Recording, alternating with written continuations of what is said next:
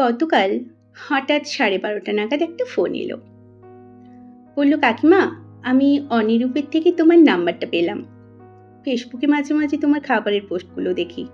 মনে হয় যেন কবে সুযোগ হয় তোমার হাতের রান্না খাওয়ার। যদিও তুমি আমায় চেনো না, আমি কিন্তু নদী পাড়েই থাকি, স্টিমার ঘাটে।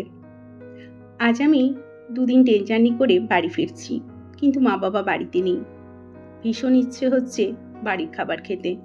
একদম ভালো লাগছে না কয়েকদিন বাইরের খাবার খেয়ে ওই বাইরের খাবার খেতে।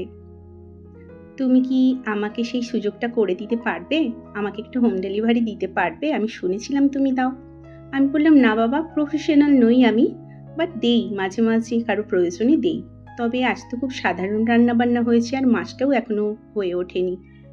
এছাড়াও আমি 1টার পরে বা 1টার আগে তো পৌঁছতে পারবো না, 1টার পরে হলে পৌঁছতে পারি, কারণ কাকু এলে তবে আমি পৌঁছে দিতে পারবো। বললো, ঠিক আছে, কোনো প্রবলেম নেই, আমি এখনো বাড়ি ঢুকিনি, ঢুকে ফ্রেশ হতে তুমি 1:30 নাগাদ দাও না, কোনো অসুবিধে নেই। আর মাছটা ভেজে দিলেও চলবে, এমন কিছু ব্যাপার নয়। বললাম, ঠিক আছে, ব্যাস। তাই আজকে আমার 22 নম্বর লাঞ্চ থালিতে নয়, বক্সে প্যাক করছি।